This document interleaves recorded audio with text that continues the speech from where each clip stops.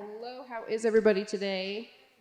Great. Good. Well, for those of you who don't know me, hi, my name is Heather. I'm the music director here at the Sonoran Desert Center for Spiritual Living.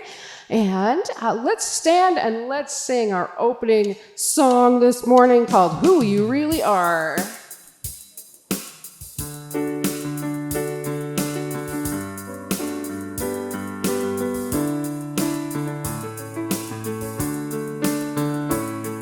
I know who you really are. I see it in your eyes.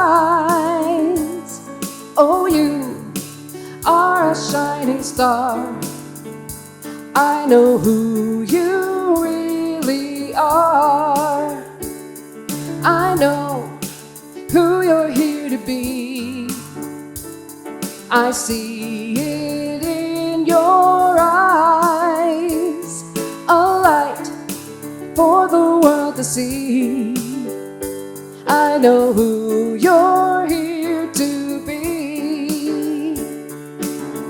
You're here to be the one. You're here to make it fun. You really got my head spinning. You brighten every room.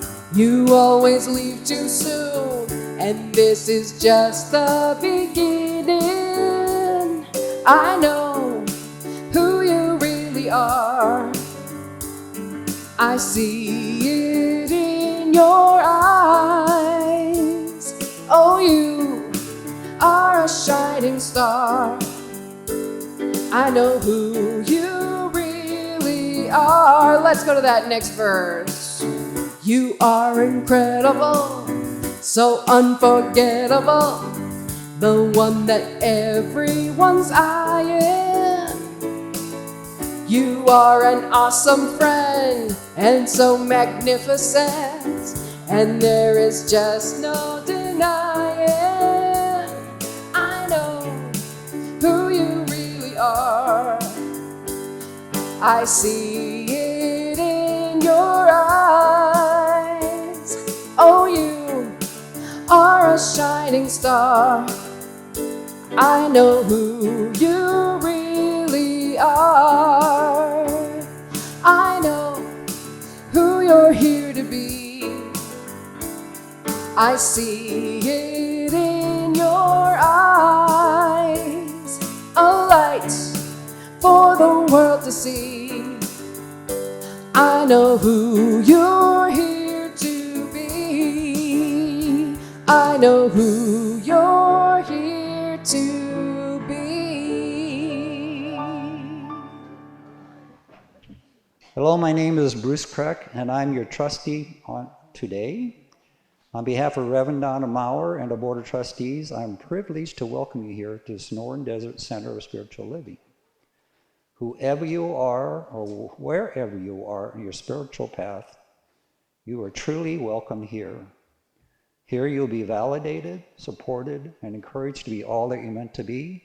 If you don't believe that, look at all the classes that are going on the tables over there to help you move along and do better with your life. Our vision statement, which is my favorite, is love in action every day in every way. Yeah. We express this love by learning and living the principle of science of mind. You'll find our declaration of principles at the back of the program. Please join me now as I read them. I believe there is infinite intelligence operating throughout the universe. I believe this intelligent power is only good. I believe this intelligence expresses as me. I believe through my conscious use of this power, I create my life happy, healthy, and complete. And so it is.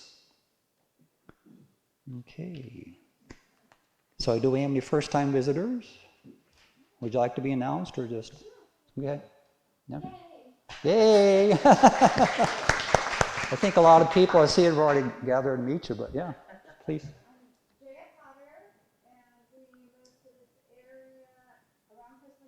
No? Oh, wow. That's awesome. I am Joe's father and Bill. Okay. Well, welcome. We're glad to have you here. And as you all can tell, just stay afterward and you'll get more guest people come up and talk to you. We'd like to get to know you better. Okay. So I'd like to thank everyone and everybody that made this celebration possible, which is everybody in the seat. And of course, a couple extra people that do a lot of extra work to make sure it's possible for us. Okay, so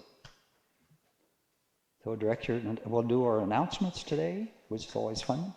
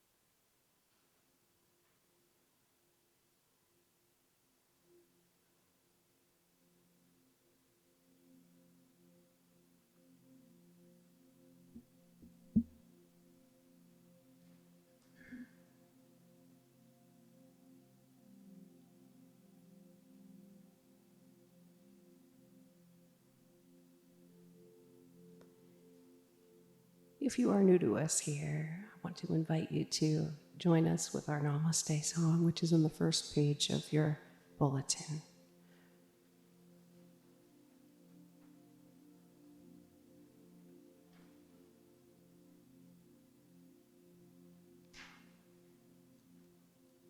The God in me beholds the God in you. It is all for our greatest and highest good. The God in me beholds the God in you, and you and I are one. Namaste. The God in me beholds the God in you. It is all for our greatest and highest good.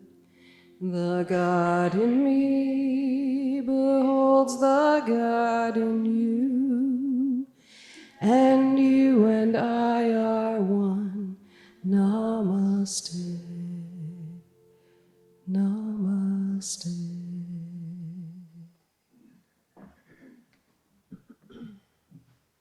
Good morning. My name is Louise, and I am your practitioner today. So I just want to share that the practitioners are the praying arm of the church, and so if you have something you would like prayer for, we have cards over there to be filled out. There's a little wooden box, and just drop those prayers in the box or your requests for prayer, and we will hold you in the high watch all week. There was something else. Oh. And I'm going to light the service candle, knowing that we each have a light within us that shines out to everybody that we meet. So if you would just get comfortable You can close your eyes, take a deep breath in, and allow yourself to be centered. Here in the silence is that one God, that one power, that one presence in the universe. Hear, feel, and know that this one life is your life now, and it is my life now. This one life is the source of all things. I know that it is the truth that sets us free, that releases us from all appearances of what is. I know that the divine is within, and I accept perfect health for each and one of us today. I trust that the powerful presence within each of us will do the work, and that we simply have to be open and accept the divine, that peace, that power within us. And I know that we are each divinely appointed to be here today, to be here together as a part of this blessed service. And I know that there are blessings for Reverend Donna, who inspires us and teaches us with her words.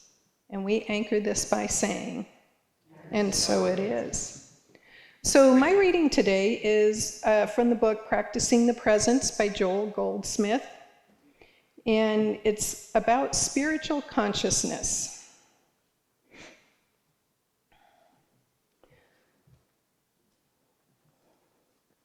The secret of harmonious living is the development of spiritual consciousness.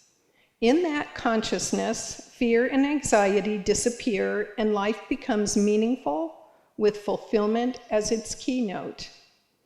The degree of spiritual consciousness which we attain can be measured by the extent to which we relinquish our dependence on the external world of form and place our faith and confidence in something greater than ourselves, in the infinite invisible, which can surmount any and every obstacle. It is an awareness of the grace of God. There is a specific practice which will aid in the attainment of this spiritual consciousness. It is a practice which can be carried on throughout the day as the world crowds in on us and reminds us that we need this or we desire that. To every such insistent demand, let our answer be, no, this is not what I need and it's not what I want. Thy grace is my sufficiency. Nothing else, not money, not marbles, only thy grace. Let us learn to hold to that resolutely. If the need seems to be gas money, rent, clothing, housing, or health, let us steadfastly acknowledge that our only need is His grace. Our work may require greater strength, greater knowledge, or greater ability than we seem to possess, or there may be greater demands made upon our purse than we can meet. Instead of accepting this apparent lack, let us remember, He performeth the thing that is appointed for me. The Lord will perfect that which concerns me, or some other spiritual scripture. The human belief may be that there is a physical, mental, moral, or financial demand made upon us greater than our ability to fulfill it. But the very moment we turn to that He, that God that is within us, recognizing that He performs that which is given us to do, He perfects that which concerns us, a weight drops off our shoulders, and the sense of personal responsibility lifts. All of a sudden, we are given the necessary ability, which we discover is not our ability at all. It is His ability, God's ability, being expressed through us. Out of our weakness comes strength, but not our strength. It is His strength, and we perform the work through His strength. If it is rest that we need, we turn to Scripture and find, "Come unto me, all ye that labor and are heavy laden, and I will give you rest. One of the most comforting passages in Scripture is, my peace I give unto you, not as the world giveth, give I unto you. If we could spend a month with that statement, it would open a whole new world to us. We might ask ourselves what we know about peace. We all know that the kind of peace that the world can give, but that is not the kind of peace that we need. Many of us think we would have peace if we had enough supply or health, or if we had the right kind of companionship. That might be true, but having those things does not guarantee that we shall not be disturbed about something else in our life. As long as we look to people and situations for peace, we shall fail to find either enduring satisfaction or peace. My peace, not as the world giveth, but my peace. My peace is a gentle spirit which wells up within us and has no relationship to the state of our affairs, although ultimately it settles all of our affairs. Namaste.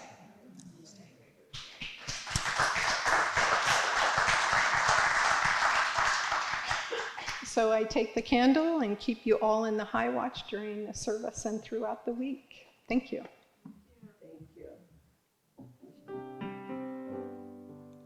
This is a song that I wrote from the podium on October 18th of 2020, when we were just starting to be outside in the oasis, just down the sidewalk out there. And it was inspired by the words from the journals of our incredible practitioner, Judy Robertson. And so, that's the kind of connection that she and I have. And that's what I want to honor today with this music. I know spirit,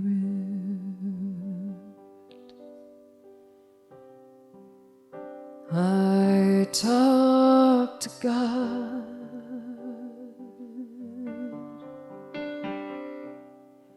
I know spirit,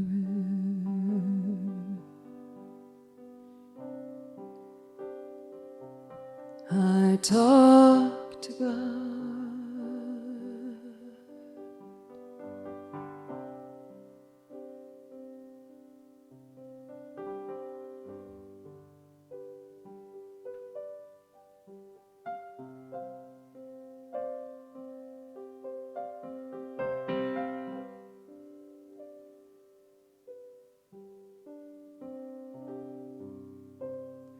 Faith, hope, and love are some good things it gave us, but the greatest of these is love.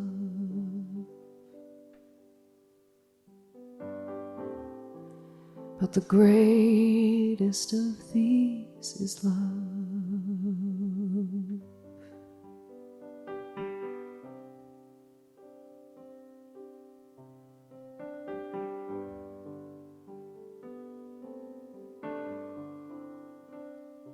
I know spirit,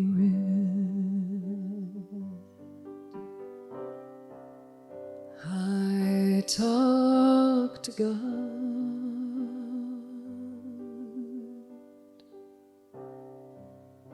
I know spirit,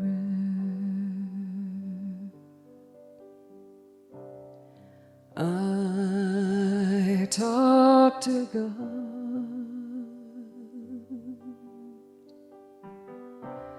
Faith, hope, and love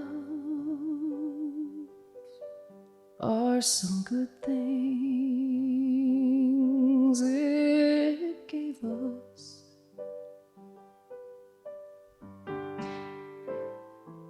but But the greatest of these is love.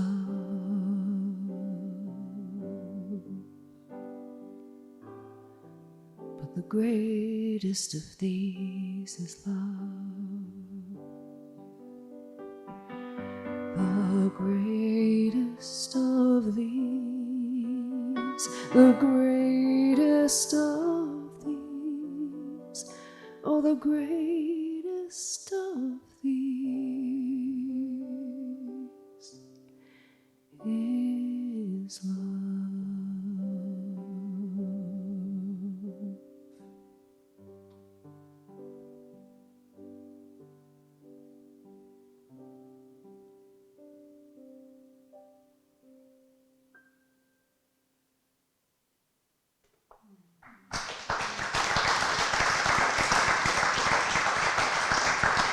Thank you, namaste. Thank you, Heather. That was beautiful.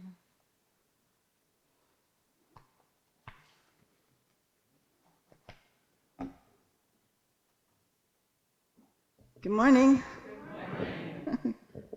Well, our theme this month is cultivating authenticity, and today our topic is dropping the masks.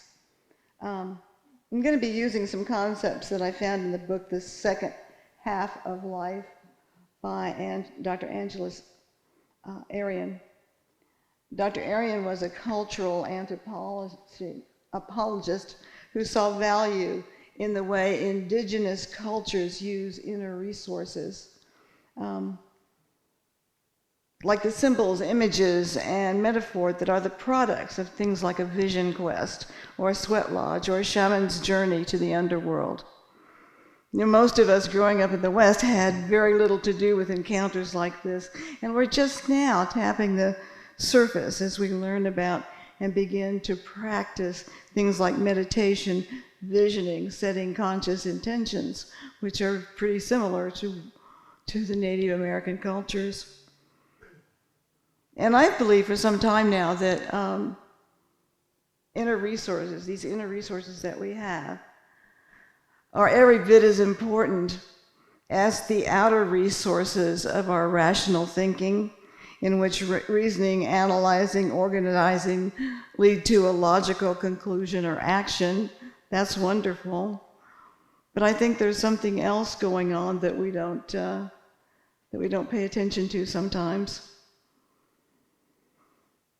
So I think, like Dr. Arian, that cultivating authenticity is an initiation into a new world and a new way of being in it. She writes, "The second half of life is the ultimate initiation. In it we encounter new, unexpected, unfamiliar, and unknowable moments that remind us that we are a sacred mystery made manifest. If we truly understand what is required of us at this stage, we are blessed with an enormous opportunity to develop and embody wisdom and character. We enjoy limitless possibilities to restore, renew, and heal ourselves. And because of our increased longevity, for the first time in history, we have the opportunity to create a map of spiritual maturity for future generations to use as they enter their own later years." And they are asking, and we all should be asking, how do we use this time? How do we live it successfully? What is the appropriate new metaphor for aging? You know, what we do and how we do it will influence those who come after us. So this is a perfect time to ask those questions from a spiritually mature perception. In a video I found online, Dr. Arian presented 2 tools of transformation, which open what the Lakota call the blessing way. There are 3 questions and 3 actions that create the blessing way, and according to Dr. Arian, they should be practiced every day.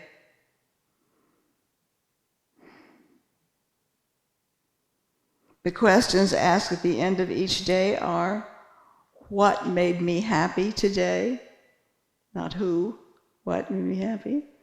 Where did I experience peace, solace, a sense of sanctuary today? Who or what inspired me today? And the actions to be performed during the day and contemplated at the end of each day are pray or set a sacred intention, practice gratitude, take a life-affirming action.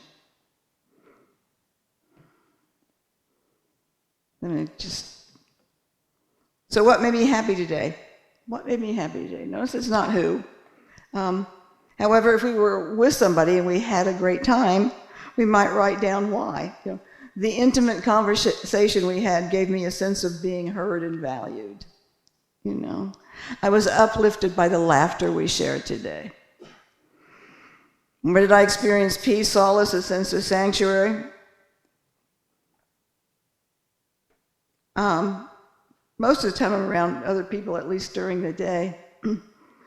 But then I remembered that when I walk across from the office to here, I often stop and watch the birds in the bird bath, and that's my solace. I'll often go out as close to them as I can get. And today we have the beautiful yellow flowers on our wall that draw the black butterflies. You can't help but stop and take a deep breath and say thank you when you see those things. So,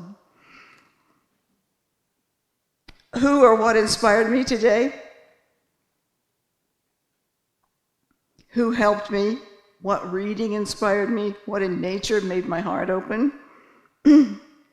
I strongly suggest journaling about these things each day if you do them, because you'll see your own growth in it. But don't be discouraged if nothing comes up in answer to the questions. Just keep at it and the answers will begin to flow. And don't try to find something earth-shattering. Look for the small things. And the three actions, the actions of praying or setting a sacred intention. One small intention can make a difference in our day. It's amazing. Something as simple as I intend to see love in every encounter. And that can be a catalyst for a whole series of loving experiences. The action of practicing gratitude. I don't need to say much about that because I see the gratitude all around us. And we know that being grateful opens our heart and mind to possibilities and to the small miracles that are all around us. Take a life-affirming action. This could be an anonymous act of kindness or a moment where your courage calls you to overcome a fear, or an act of compassion. If we do this on the daily basis, we will be following the blessing way, and we will see that blessings do fill our lives. Some we never noticed, but were always there. In her studies of many cultures, Dr. Arian has found universal themes in world tales of cultivating authenticity. And one of these universal themes is the masks we need to meet and then dismantle. Dr. Arian says this marks the choice to be someone who is fully alive, a courageous explorer and adventurer who is willing to disturb the comfort of familiar roles in order to discover the truth face that lies beneath.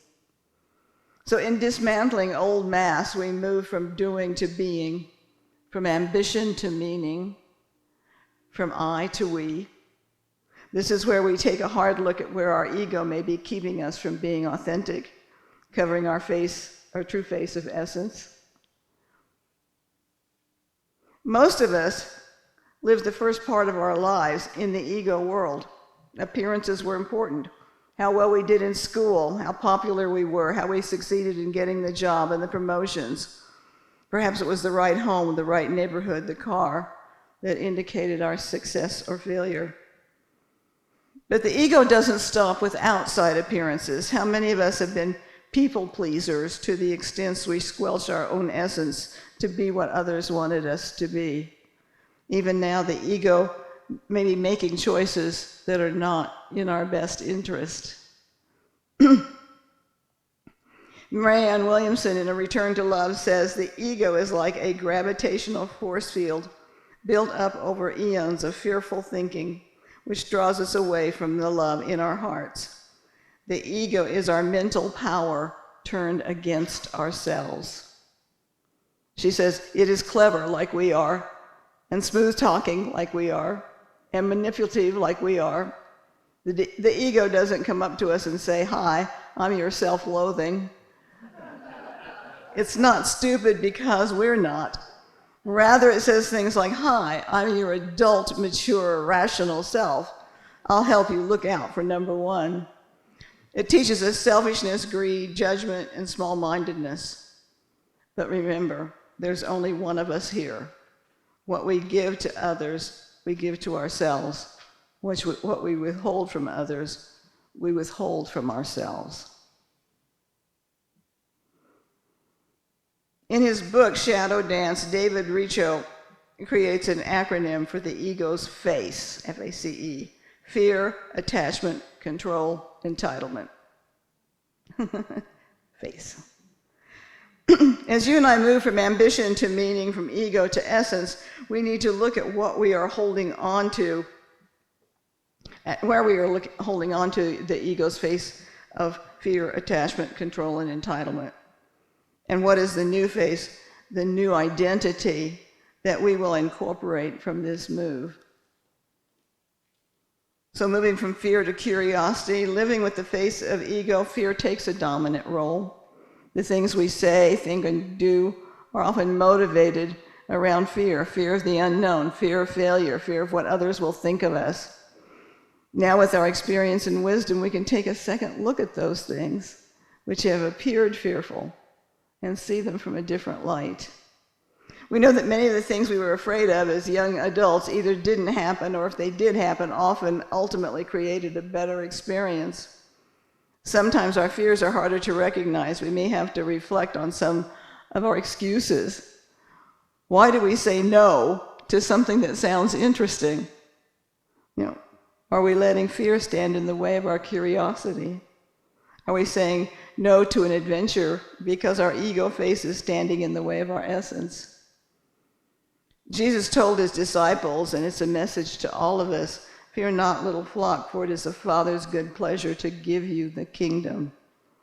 When we let fear stand in the way, we are not accepting Spirit's kingdom of joy. We are not moving from ego to essence. And then moving from attachment to letting go. When we are attached to someone or something, then we cannot truly love it. Attachment comes from the ego world and keeps the true essence of that thing or person in the shadows. In the book, A Joseph Campbell Companion, Reflections on the Art of Living, Joseph Campbell talks about his experience with attachment when he participated in a ritual with 49 other people.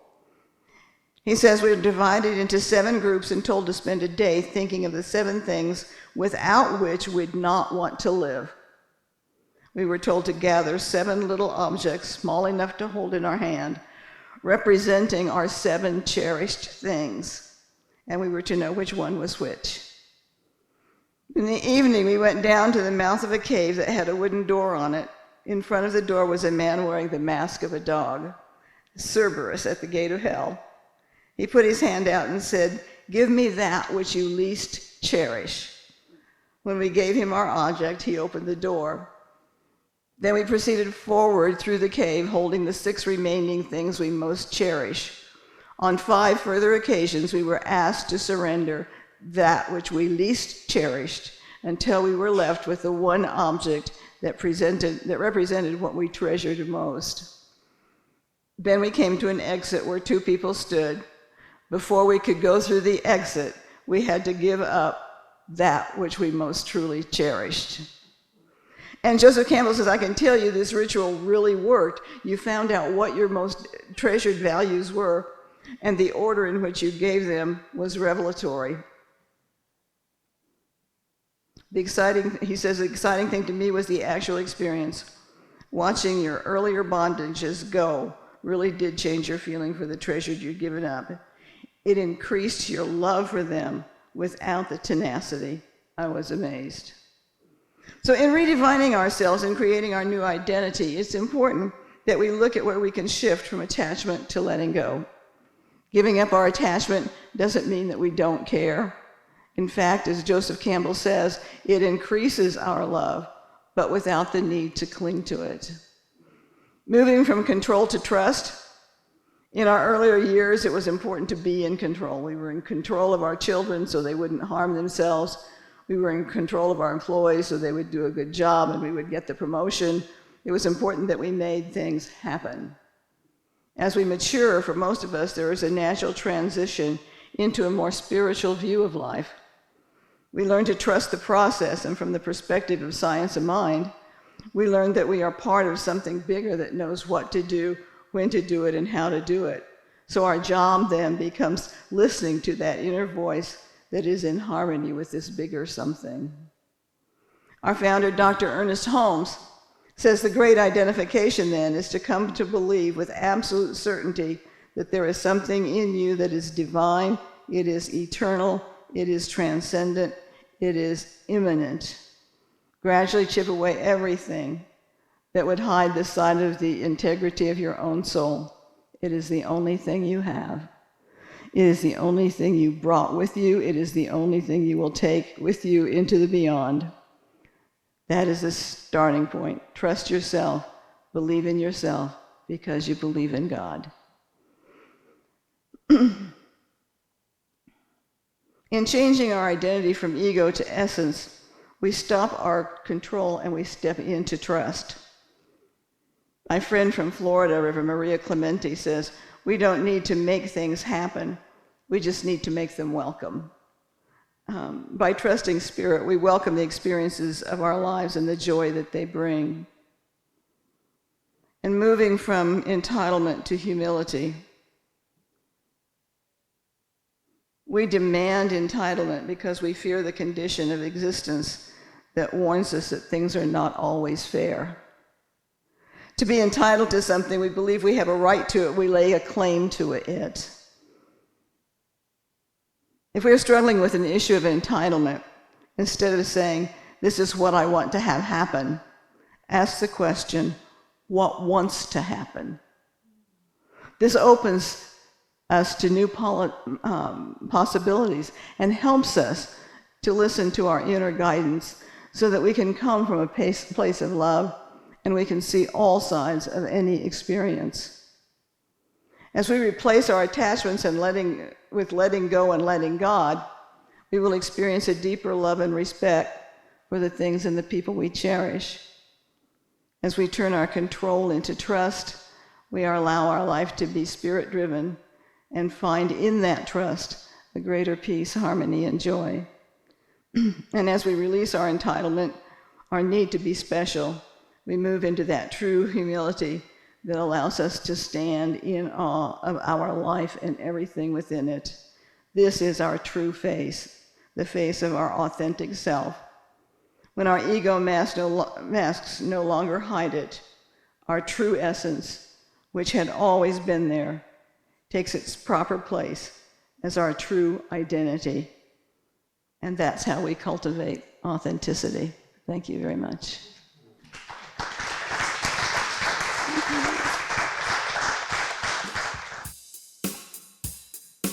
Please stand and sing. Let's sing this song called Shine a Little Light that is inside the yellow page of your bulletin.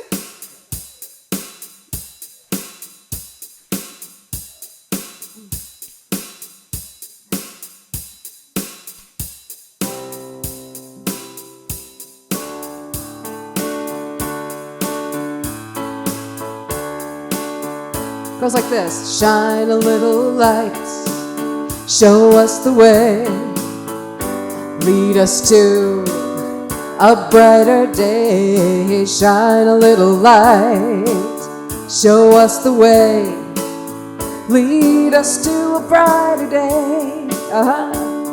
If I'm a little light, you're a little light, together we are so very bright. A little light here, a little light there.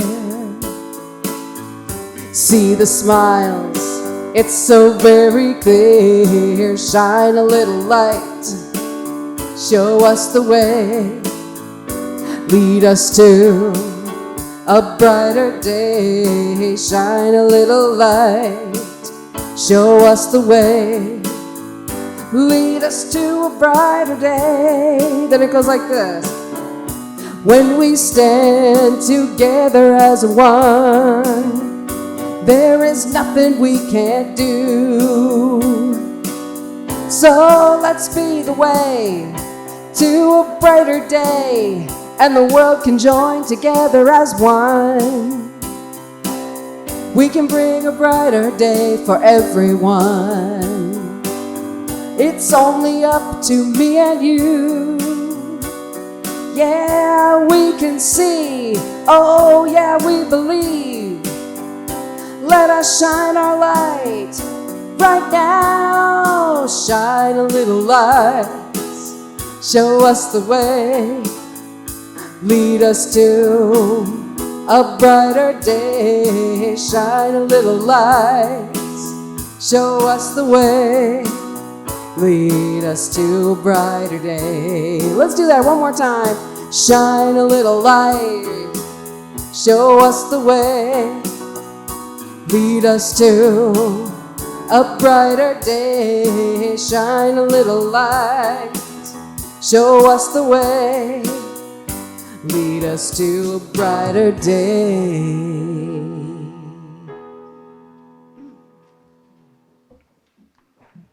Thank you. Rabbi Hurwitz, who wrote this song, Heather sent me the backstory about him, and he was a very well-loved rabbi who got Lou Gehrig's disease, and but he stayed absolutely positive through the whole experience. And it's a lovely thing. His name's up here if you want to Google him and see his little story. It's really quite beautiful.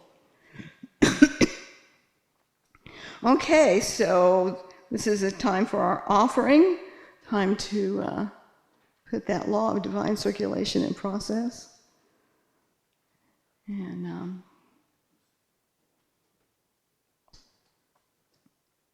so won't you join me in the offering affirmation on the left-hand side of your bulletin? My gift goes forth to heal, prosper, and bless all that it touches. It is evidence of my conviction that God is the source and substance of my supply. I share generously of my good, knowing that it returns to me multiplied abundantly, and so it is.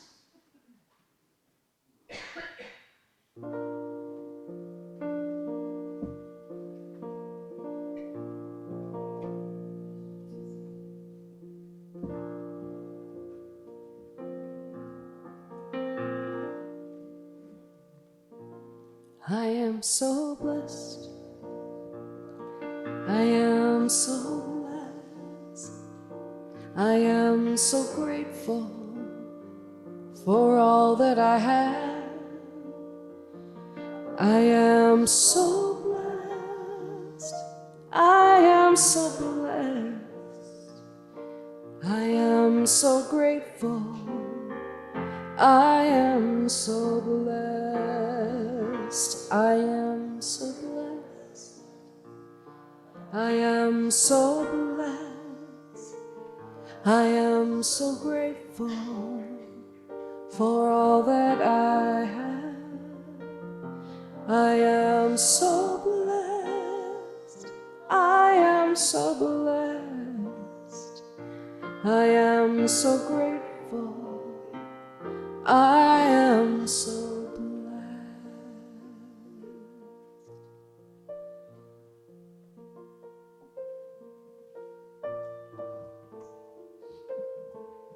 Thank you, my dear.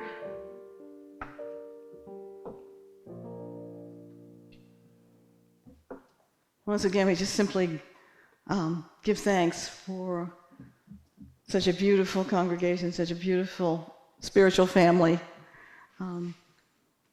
that keeps us thriving and giving to the community.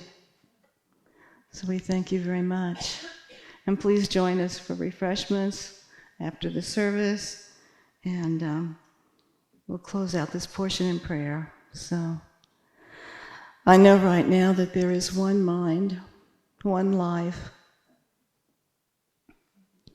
and that mind and that life flows through each and every one of us, that we are truly an expression of God. And because we are that, we have the power to speak our word and make changes in ourselves and in the world. So I speak my word right now for anyone who's experiencing any kind of a challenge. I speak my word for Judy Robertson today. And for anyone to know that right where they are is the power and presence of God working in their behalf. I give thanks for the opportunity to share in my love for this spiritual family, and to know truly that we are a power for good in this world. And I have a feeling that we don't even know how powerful we are. So I simply give thanks for all the good that there is, for all the good that we do, and just know that all is well, as we say together, and so it is. Thank you. Maybe stand and sing Stand.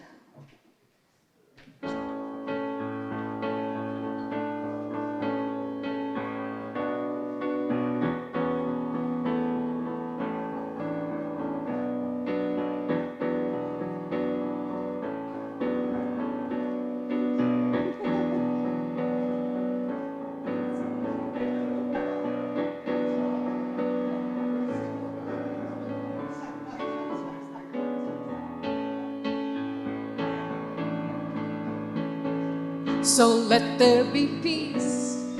I am a stand for peace. Let there be love.